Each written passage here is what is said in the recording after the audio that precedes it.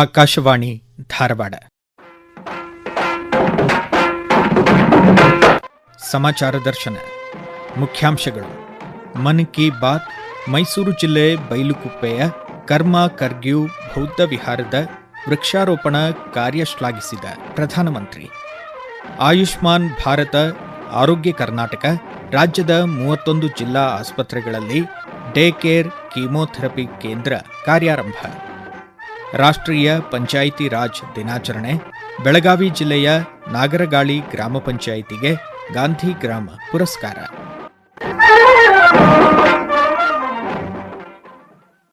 ಬೌದ್ಧ ಸಂಪ್ರದಾಯ ಪ್ರಕೃತಿಯೊಂದಿಗೆ ನಿಕಟ ಸಂಪರ್ಕ ಸಾಧಿಸುವುದನ್ನು ಕಲಿಸುತ್ತದೆ. ಭಗವಾನ್ ಬುದ್ಧನಿಗೆ ಜ್ಞಾನೋದಯವಾಗಿದ್ದು ಒಂದು ಮರದ ಕೆಳಗೆ. ಹೀಗಾಗಿ ಪ್ರಕೃತಿ ನಮ್ಮ ಜೀವನದ ಅವಿಭಾಜ್ಯ ಅಂಗ ಎಂದು ಪ್ರಧಾನಮಂತ್ರಿ ನರೇಂದ್ರ ಮೋದಿ ಹೇಳಿದ್ದಾರೆ. ಆಕಾಶವಾಣಿಯ ಬಹುಶ್ರುತ ಮನ್ ಕಿ ಬಾತ್ನ 133ನೇ ಆವೃತ್ತಿಯಲ್ಲಿ ದೇಶ ವಿದೇಶಗಳ ಭಾರತೀಯರೊಂದಿಗೆ ಅವರು ತಮ್ಮ ಮನದ ಮಾತು ಹಂಚಿಕೊಂಡರು. प्रकृति हमारे जीवन का अभिन्न हिस्सा है. देश में भी ऐसे प्रयास हो रहे हैं. कर्नाटका में कर्मा मोनेस्ट्री इसका अच्छा उदाहरण है. यह मठ एक जीवंत वन क्षेत्र है जो 100 एकड़ में फैला है. इस वन में 700 से अधिक देसी वृक्षों को संरक्षित किया गया है. साथियों, बुद्ध का संदेश सिर्फ अतीत नहीं है, यह आज भी प्रासंगिक है और भविष्य के लिए भी जरूरी है. बुद्ध पूर्णिमा का यह अवसर प्रेरणा देता है. हम अपने जीवन में शांति बढ़ाएं, करुणा अपनाएं और संतुलन के साथ आगे बढ़े. ಮೈಸೂರು ಜಿಲ್ಲೆ ಬೈಲುಕುಪ್ಪೆಯ ಟಿಬೇಟ್ ನಿರ್ವಸಿತರ ಪುನರ್ವಸತಿ ಕೇಂದ್ರದ ಕರ್ಮ ಕರ್ಗ್ಯೂ ಬೌದ್ಧ ವಿಹಾರ ಬೋಧಿಸತ್ವ ಟ್ರಸ್ಟ್ ಅಡಿಯಲ್ಲಿ ಸ್ಥಾಪಿತವಾಗಿದೆ. ನಾಮಡ್ರೋಲಿಂಗ್ ಬೌದ್ಧ ವಿಹಾರದ ಸಂಸ್ಥಾಪಕ ಗುರು ಕರ್ಮ ಸಮೆಂಡಿಂಗ್ಪಾ ರಿನ್ಪೋಚೆ ಮನ್ ಕಿ ಬಾತ್ನ 133ನೇ ಆವೃತ್ತಿ ಆಲಿಸಿದ್ದು ಸಮಾಚಾರ ದರ್ಶನಕ್ಕಾಗಿ ತಮ್ಮ ಅನಿಸಿಕೆ ಹಂಚಿಕೊಂಡಿದ್ದಾರೆ. ನಮ್ಮ ದೇಶದ ಪ್ರಧಾನಮಂತ್ರಿ ನರೇಂದ್ರ ಮೋದಿಜಿ ಸೋಷಿಯಲ್ ಮಿಷನ್ ಏಕ್ ಪೇರ್ ಮಾ ಕಿ ನಾಮ್ ದಲ್ಲಿ ಹಾಕ್ಬೇಕು ಅಂತ ಆ ವಿಷನ್ ಮಿಷನ್ ಗೆ ನಮ್ಮ ತುಂಬಾ ಧನ್ಯವಾದ ಅಂತ ನಾವು ಇಲ್ಲಿ ನಮ್ಮ ಲೋಕಲ್ ನಮ್ಮ ಡಿಸ್ಟ್ರಿಕ್ಟ್ ಆಗ್ಲಿ ತಾಲೂಕ್ ಆಗ್ಲಿ ನಮ್ಮ ಪಂಚಾಯತ್ ಆಗ್ಲಿ ಎಲ್ಲ ಜೊತೆ ಸೇರಿಸ್ಕೊಂಡು ಯಾವ ಇಂಟ್ರೆಸ್ಟ್ ಅವ್ರಿಗೆ ಡಿಸ್ಟ್ರಿಬ್ಯೂಟ್ ಮಾಡ್ಕೊಂಡು plantation continue in next 5 years ನಡೀತಾ ಇದೀವಿ. 35 ಒಳಗಡೆ ನಮ್ಮ ಬೋಧಿಸತ್ವ ಟ್ರಸ್ಟ್ ಅಂದ ಅನೇ endangered species, indigenous species, biodiversity forest, ಮತ್ತೆ ಆರ್ಗ್ಯಾನಿಕ್ ಅಗ್ರಿಕಲ್ಚರ್, ಆಯುರ್ವೇದ ಮೆಡಿಸಿನ್ ಸ್ಪೀಶೀಸ್ಗಳು ಆ ಜೊತೆಲೆ ಸ್ವಾರಿಪ ಸ್ಪೀಶೀಸ್ಗಳ ಜೊತೆಲೆ ಸೇರಿಸ್ಕೊಂಡು 1500 ಸ್ಪೀಶೀಸ್ಗಳನ್ನ ರೆಸ್ಟೋರ್ ಮಾಡ್ಕೊಂಡು ನೆಟ್ ಜೀರೋ ಆರ್ಗನೈಸೇಷನ್ ಡೆಡಿಕೇಟ್ ಮಾಡೋಣ ಅಂತ ಒಂದು ವಿಚಾರಧಾರ ಇದೆ. ಅದನ್ನ ನಮ್ಮ ಭಾರತ ಸರ್ಕಾರ, ಕೇಂದ್ರ ಸರ್ಕಾರ, ಪ್ರೈಮ್ ಮಿನಿಸ್ಟರ್ ಲೀಡರ್ಶಿಪ್ ಒಳಗಡೆ ಎಸ್ NGO ಒಂದು ದೇಶಕ್ಕೆ ಒಂದು ಸೇವಾ ಡೆಡಿಕೇಶನ್ ಅಂತ ನಾವು ಪ್ರಯತ್ನ ಮಾಡ್ತಾ ಇದ್ದೀವಿ. ನಮಸ್ಕಾರ. ಪ್ರಧಾನಮಂತ್ರಿ ನರೇಂದ್ರ ಮೋದಿ ಅವರ ಆಶಯದಂತೆ ವಿಕಸಿತ ಭಾರತ 2047 ಸಾಕಾರಗೊಳಿಸಲು ಯುವಜನತೆ ಬದ್ಧರಾಗಬೇಕು ಎಂದು ರಾಜ್ಯಪಾಲ ಥಾವರ್ಚಂದ್ ಗೆಹ್ಲೋಟ್ ಕರೆ ನೀಡಿದ್ದಾರೆ. ಜಮಖಂಡಿಯಲ್ಲಿ ಆಯೋಜಿಸಿದ್ದ ಬಾಗಲಕೋಟೆ ವಿಶ್ವವಿದ್ಯಾಲಯದ ಮೊದಲ ಘಟಿಕೋತ್ಸವದ ಅಧ್ಯಕ್ಷತೆ ವಹಿಸಿ ಅವರು ಮಾತನಾಡಿದರು. ವಿಶ್ವವಿದ್ಯಾಲಯಗಳು ನಾವೀನ್ಯತೆ, ನವೋದ್ಯಮ ಸಂಸ್ಕೃತಿ, ಕೌಶಲ್ಯಾಭಿವೃದ್ಧಿ ಮತ್ತು ಸಂಶೋಧನೆಯನ್ನು ಉತ್ತೇಜಿಸಬೇಕು ಎಂದರು.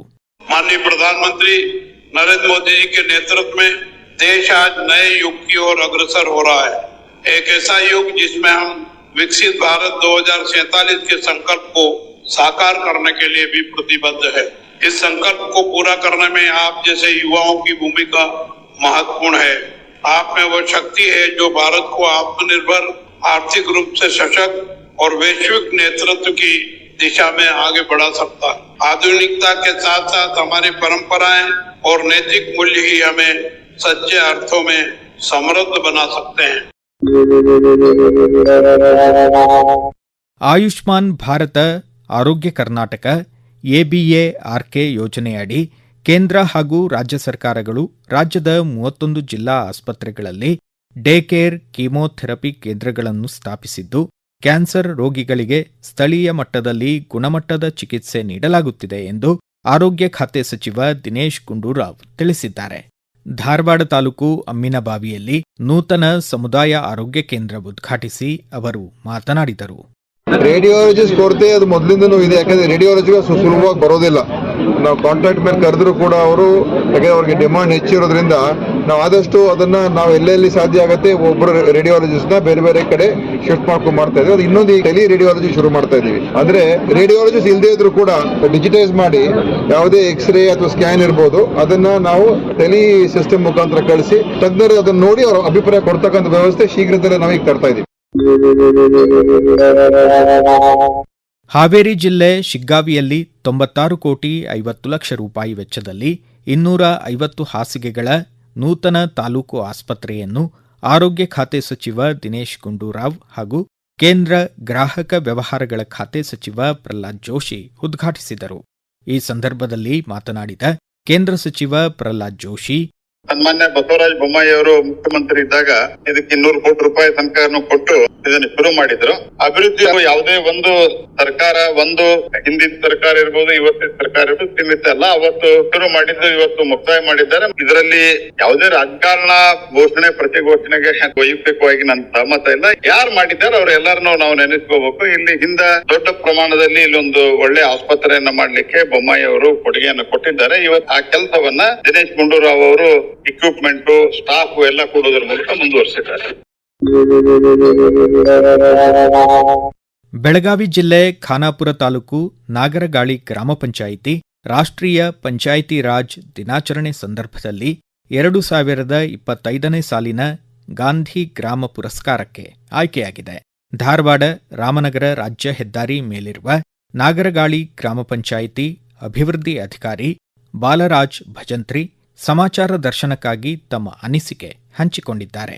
ಗಾಂಧಿ ಗ್ರಾಮ ಪುರಸ್ಕಾರಕ್ಕೆ ನಮ್ಮ ನಾಗರಗಾಳಿ ಗ್ರಾಮ ಪಂಚಾಯಿತಿ ಆಯ್ಕೆಯಾಗಿದ್ದು ಅತ್ಯಂತ ಸಂತೋಷದಾಯಕ ವಿಚಾರ. ಪಶ್ಚಿಮ ಘಟ್ಟಗಳ ಒಂದು ದಟ್ಟ ಅರಣ್ಯದ ನಡುವೆ ಇರತಕ್ಕಂತ ಪುಟ್ಟ ಗ್ರಾಮ ಪಂಚಾಯಿತಿ. ನಮ್ಮ ಗ್ರಾಮ ಪಂಚಾಯಿತಿಯ ವ್ಯಾಪ್ತಿಯಲ್ಲಿ 8 ಕಂದಾಯ ಗ್ರಾಮಗಳು, 5 ಮಜರೆ ಗ್ರಾಮಗಳು ಬರುತ್ತವೆ. ಇದು ಅತ್ಯಂತ ದಟ್ಟ ಕಾಡಿನಲ್ಲಿ ಇದ್ದರೂ ಸಹಿತ ನಮ್ಮ ಗ್ರಾಮ ಪಂಚಾಯಿತಿ ವ್ಯಾಪ್ತಿಯಲ್ಲಿ ಬರುವಂತಹ ಎಲ್ಲ ಗ್ರಾಮಗಳ ಎಲ್ಲ ಮನೆಗಳಿಗೂ ಕೂಡ ವೈಯಕ್ತಿಕ ಶೌಚಾಲಯಗಳನ್ನ ಕಟ್ಟಿಕೊಡಲಾಗಿದೆ. ತನ್ಮೂಲಕ ಸ್ವಚ್ಛತೆಗೆ ಆದ್ಯತೆಯನ್ನ ನೀಡಲಾಗಿದೆ. ಹೀಗಾಗಿ ಬಯಲು ಶೌಚ ಮುಕ್ತ ಗ್ರಾಮ ಪಂಚಾಯಿತಿ ಅಂತ ಹೇಳಿ ಅನಿಸ್ಕೊಳ್ತಾ ಇದೆ. 20 ಲಕ್ಷ ರೂಪಾಯಿದಲ್ಲಿ ಒಂದು ಘನತ್ಯಾಜ್ಯ ಘಟಕವನ್ನ ನಿರ್ಮಾಣ ಮಾಡಿ ಸ್ವಸಹಾಯ ಸಂಘಗಳ ಮೂಲಕ ಆಯ್ಕೆ ಮಾಡಿ ಒಬ್ಬ ಮಹಿಳಾ ಚಾಲಕಿಯನ್ನ ನೇಮಣಿಕೆ ಮಾಡಿದ್ದೇವೆ. ಮಹಿಳಾ ಸಬಲೀಕರಣಕ್ಕೆ ಒತ್ತು ಕೊಡಲಾಗಿದೆ. ಒಟ್ಟು 21,479 ಮಾನವ ದಿನಗಳನ್ನ ಸೃಜನೆ ಮಾಡುವುದರ ಮೂಲಕ ದುಡಿಯುವ ಕೈಗಳಿಗೆ ಕೂಲಿಯನ್ನ ಕೊಡ್ತಕ್ಕಂತಹ ಕೆಲಸವನ್ನ ಮಾಡಿದ್ದೇವೆ.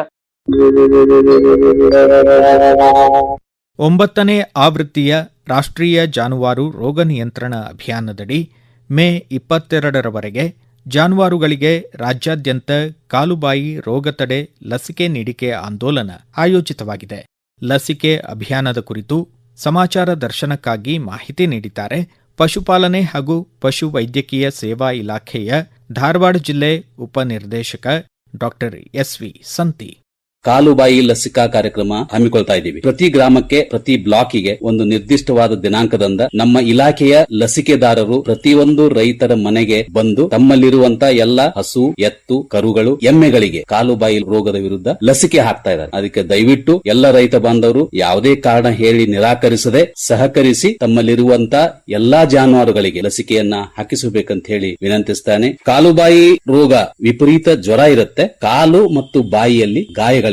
ಜಾನುವಾರಿಗೆ ಅಡ್ಡಾಡೋದು ಕಷ್ಟ ಆಗತ್ತೆ. ಆಹಾರವನ್ನು ಸೇವನೆ ಮಾಡೋದು ಬಹಳ ಕಷ್ಟ ಆಗತ್ತೆ. ಬಹಳ ಅಶಕ್ತ ಆಗ್ತವೆ. ಗುಣಮುಖವಾದ ನಂತರವೂ ಕೂಡ ಅದರ ಮೊದಲಿನ ಉತ್ಪಾದನೆ ಮರಳುವುದಿಲ್ಲ. ಆರ್ಥಿಕವಾದ ನಷ್ಟವನ್ನ ಉಂಟು ಮಾಡ್ತದೆ. ಇದರಲ್ಲಿ ಜಾನುವಾರಿನ ಸಾವು ಆಗೋದು ಸಂಭವ ಕಡಿಮೆ. ಹಾಲು ಹಿಂಡುವ ಹೈನು ರಾಸುಗಳಲ್ಲಿ ಹಾಲು ಉತ್ಪಾದನೆ ಮೊದಲಿನಷ್ಟು ಬರೋ ಸಾಧ್ಯನೇ ಇಲ್ಲ. ಎತ್ತುಗಳಲ್ಲಿ ಅವುಗಳ ಶಕ್ತಿ ಕಡಿಮೆಯಾಗಿ ಸ್ವಲ್ಪ ಹೊತ್ತು ಉಳುಮೆ ಮಾಡೋದರಲ್ಲಿ ಉಸಿರಾಟದ ತೊಂದರೆ ಆಗಿ ನಿಲ್ತವೆ. ಇದು ಈ ವಾರದ ಸಮಾಚಾರ ದರ್ಶನ. ಪ್ರಸ್ತುತಿ ಧಾರವಾಡ ಆಕಾಶವಾಣಿಯ ಪ್ರಾದೇಶಿಕ ಸುದ್ದಿ ವಿಭಾಗ. ಸಂಪಾದಕರು ಧಾರವಾಡ ಹಾಗೂ ಬೆಂಗಳೂರು ಆಕಾಶವಾಣಿಯ ಪ್ರಾದೇಶಿಕ ಸುದ್ದಿ ವಿಭಾಗದ ಸಹಾಯಕ ನಿರ್ದೇಶಕರಾದ ಸುಹಾಸ್ ಆರ್. ನಿರೂಪಣೆ ವಿವೇಕಾದಿತ್ಯ ಕನಿಯಾಲ. ಸಹಕಾರ ಹರ್ಷವರ್ಧನ್ ಶೀಲವಂತ್, ಮುರ್ತುಜಾ ಹೊಂಗಲ್ ಹಾಗೂ ಉಮೇಶ್ ಗೂಳಣ್ಣವರ್. ಮುಂದಿನ ವಾರ ಇದೇ ವೇಳೆಗೆ ಮತ್ತೆ ಮೂಡಿಬರಲಿದೆ ವಾರದ ವಾರ್ತಾಚಿತ್ರ ಸಮಾಚಾರ ದರ್ಶನ.